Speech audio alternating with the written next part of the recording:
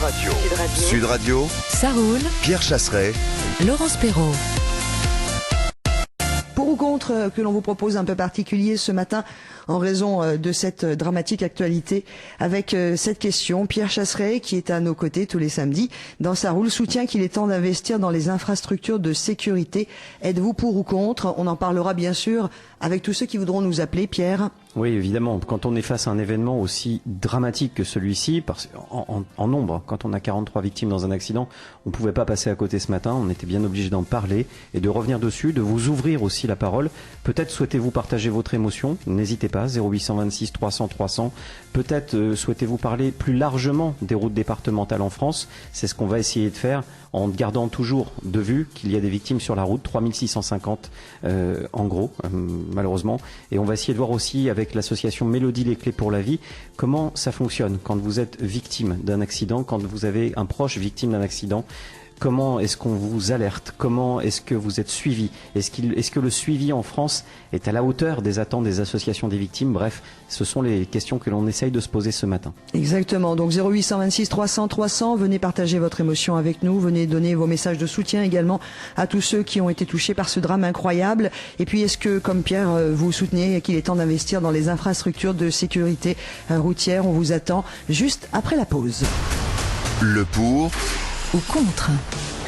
Et c'est un pour ou contre un peu particulier que l'on vous propose aujourd'hui en raison de ce qui s'est passé hier sur le département de la Gironde avec ce que vous soutenez, vous Pierre, qu'il est temps d'investir dans les infrastructures de sécurité routière. Donc on demande à tout le monde de venir nous donner son avis. Et puis surtout également en raison de cette actualité, on ouvre l'antenne de Sud Radio à tous ceux qui veulent venir soutenir les familles, parler de leurs émotions. Oui, pardon. Et puis également tout simplement de pouvoir échanger et être tous ensemble face à ce drame. Oui, parler de leur émotion, bien évidemment, parce qu'on ne peut qu'être ému de cet accident terrible avec 43 victimes. Mais moi, je voudrais surtout pas, Laurence, qu'on oublie toutes les victimes de la route. Il y en a chaque jour. On dénombre 3650 tués, 3500 tués environ sur les routes de France chaque année. Et je voudrais pas que cet événement vienne masquer aussi ce qui se passe tous les jours sur les autres routes. La question qu'évidemment je voudrais qu'on se pose avant de débuter, je voudrais recevoir Marie-Rose Le Guern de l'association Mélodie les clés pour la vie. Juste après peut-être? Oui. Et je lui poserai cette question très simple à Marie-Rose. Comment ça se passe quand on est famille de victimes et qu'on vient nous avertir avertir de cette... Oui, qu'est-ce qui se passe en fait? Et puis l'accompagnement, voilà. Et quel est l'accompagnement surtout? Et puis si vous aussi vous avez vécu un drame de la route, vous n'hésitez pas, 0826 300 300. Juste avant, on va faire un point sur ce drame. Et puis vous pouvez bien sûr venir en parler avec nous, 0826 300 300, partager votre émotion, nous dire également si vous avez vécu ce genre de drame de la route. Alors peut-être pas aussi fort, mais en tout cas perdre quelqu'un sur un accident routier, comment vous avez réagi, comment vous avez été aidé. On en parlera d'ailleurs juste après la pause. Et justement, juste après la pause, Laurence, on rencontrera Marie-Rose Le Guern, que vous connaissez bien si vous êtes des habitués de Ça roule. Elle est la présidente de l'association Mélodie les clés pour la vie et elle va sans doute, avec beaucoup, à mon avis, d'émotion, nous expliquer comment se passe un petit peu l'annonce aux familles des victimes d'un événement aussi dramatique que celui-ci. Et la suite, évidemment, humaine. 0826 300 300, on vous attend. Le pour ou contre. Et nous parlons ce matin dossier un peu spécial en raison de cette actualité dramatique qui nous accompagne depuis hier matin. Et Pierre, vous soutenez qu'il est temps d'investir dans les infrastructures de sécurité routière. Est-ce que vous êtes plutôt d'accord avec Pierre ou pas? Et puis je vous rappelle qu'on ouvre l'antenne ce matin au 0826 300 300. Si vous voulez venir partager votre émotion, témoigner, vous qui avez peut-être perdu quelqu'un sur la route, comment on gère le après, et on va en parler d'ailleurs, Pierre, avec quelqu'un que l'on connaît bien. Oui, alors juste pour préciser, on est bien d'accord que la demande d'investissement dans des infrastructures de sécurité, c'est pour l'échelle nationale de nos routes départementales. En aucun cas sur cet accident sur lequel je me garde bien d'être donneur de leçons, parce que je suis comme tout le monde, je connais pas du tout les circonstances de l'accident. Bonjour Marie-Rose Le Guern. Bonjour. Bonjour à toute l'équipe. Bonjour à tout le monde. Vous êtes la présidente de l'association Mélodie les clés pour la vie. On connaît très bien cette association pour tous ceux qui écoutent Ça roule et Sud Radio.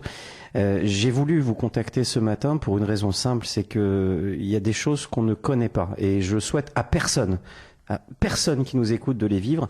C'est l'annonce, malheureusement, aux familles des victimes d'un événement dramatique. Vous l'avez vécu, Marie-Rose. Je sais Oui. à quel point ça peut être difficile de témoigner. Je vous remercie de le faire. Est-ce que vous pouvez nous expliquer tout simplement comment ça se passe dans ces cas-là? Il y a différentes manières en fait. Il y a différents. Tous les cas sont différents, mais dans le meilleur des cas, vous avez 2 ou 3 personnes qui vont venir à votre domicile. Parfois, ce sera une annonce par téléphone. Là, ce qui est horrible, scandaleux. Dans notre cas, je vais quand même en parler. J'en parle pas souvent. On a eu juste le maire qui est venu. Il était seul. Donc je lui ai ouvert la porte et donc bien sûr quand j'ai vu son visage, on comprend en fait en un millième de seconde, on comprend à sa face il tremblait, il a juste dit 3 mots, Mélodie c'est affreux, donc j'ai évidemment et en un millième de seconde on devient une autre personne, on devient quelqu'un d'autre en fait. Et donc alors, cet instant, Marie-Rose, si je comprends bien, vous avez cette annonce du maire qui est peut-être pas toujours préparée à assumer cette responsabilité qui est énorme. Absolument pas. Ils sont pas préparés à ça. Je pense que au début de leur mandat, peut-être ils savent qu'en fait qu'ils vont être amenés, que ce soit dans un accident de la route ou autre d'ailleurs, à annoncer à des familles un drame, mais ils n'y sont pas préparés pour autant. Donc et ce sont des êtres humains et ce qu'ils ont en face d'eux est tellement horrible et tellement abominable qu'ils n'ont qu'une envie, c'est de tourner les talons et c'est ce que ce monsieur a fait, mais je lui en veux pas. En même temps, j'avais pas trop envie non plus qu'il reste devant moi puisque pour moi c'était un peu le visage de la mort finalement. Donc voilà. Marie-Rose, oui. Je comprendrais si vous souhaitez pas répondre à cette question, mais derrière, malheureusement, au départ du maire, vous me dites, on avait presque hâte qu'il parte parce que on a envie de sortir un petit peu de ça et il porte un peu l'image de la mauvaise nouvelle. Mais qu'est-ce qui se passe après ça? Rien. Absolument rien. Vous n'avez personne. Moi, j'ai eu un coup de fil de la gendarmerie, d'un gendarme qui me dit le corps est au funérarium. Il me répète le corps est au funérarium. Moi, je lui ai hurlé arrêtez de dire le corps, vous parlez de ma petite fille.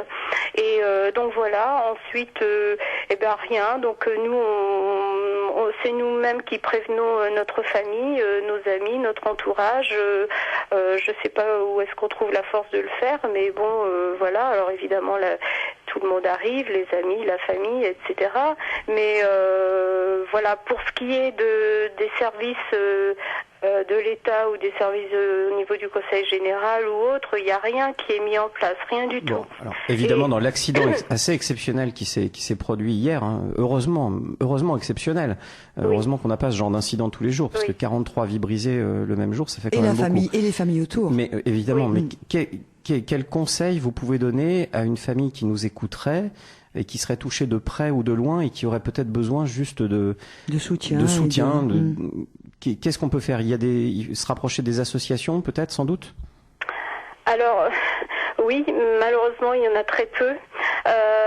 Essayer de trouver une association qui puisse donner des conseils, des premiers conseils.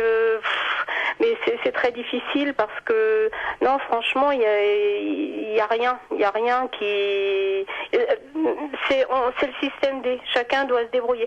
Alors là, dans le cas précis donc de ce dramatique accident à Libourne, il y a une cellule psychologique qui est mise en place. Je ne sais pas combien de temps cette cellule va être en place.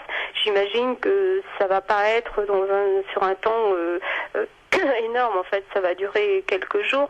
Mais après. En fait, sur un événement tragique, on le met en place et c'est très bien et normal. Oui. Mais ce que vous êtes en train de nous dire, ce qui transparaît de vos discours, c'est que pour les 3600 autres victimes de la route chaque année, on n'a pas le même dispositif. Absolument pas, non mais il n'y a rien. Et ça c'est un constat unilatéral. Enfin, on est en contact avec des dizaines, des centaines de familles de victimes, et c'est chaque fois le même constat. Donc, il peut y avoir des abus. On va dire que le premier interlocuteur qui vient vers vous, qui va vous proposer une aide, sera le bon. Personnellement, nous, on a été, on va dire, abusés. On va pas développer ça parce que ce serait trop long, mais on a été abusés par une association véreuse. Bon, ils ont été condamnés par la suite, mais c'était des gens qui mettaient en contact, qui faisaient les rubriques nécrologiques et qui mettaient en contact, en fait, les familles de victimes avec des avocats, avec ensuite, versement de commission, etc. Enfin bref, on va pas développer. Mais bon, on est tombé dans le piège parce que justement, il n'y avait aucune structure qui était mise en place et qui n'est toujours pas d'ailleurs pour nous aider, pour nous aiguiller, pour nous dire voilà, vous allez devoir prendre un avocat, vous allez devoir faire ceci, vous allez devoir faire cela, il va falloir déposer plainte, etc. Mais déjà, le fait de... Oui, pardon. Puis on est très fragilisé en plus à ce moment-là, donc il y a toujours. Mais complètement. Alors Marie-Rose, ce que je vous propose, c'est d'accueillir c'est Georgette également qui est avec nous au 0826 300 300 et qui veut intervenir, rester avec nous. Bonjour Georgette. Oui, bonjour. Merci d'être avec nous. Oui. Voilà, moi je voulais intervenir. Je suis complètement d'accord avec cette personne parce que moi, il y a 26 ans, j'ai perdu il y a 18 ans, je suis un peu émue, un garçon de 26 ans dans un accident de voiture. Et c'est une personne qui passait sur les lieux de l'accident à ce moment-là, qui nous a téléphoné à 6h30 du matin pour nous dire voilà, votre fils a eu un accident, c'est grave, il faudrait y aller. Donc c'est mon mari qui est parti en voiture, tout seul, sur les lieux de l'accident. Quand il est arrivé, bien sûr, il y avait les pompiers, il y avait tout le monde, mais personne n'a pris en charge. Mon fils était allongé sur le bord de la route. Lui était décédé dans l'accident et son camarade était encore en vie. Donc on s'occupait de son camarade, mais absolument pas de mon mari. On l'a pas pris en charge. Et il est revenu, personne ne m'a téléphoné à moi puisque j'étais restée à la maison. Il est revenu avec un pompier. C'est un pompier qui a ramené mon mari.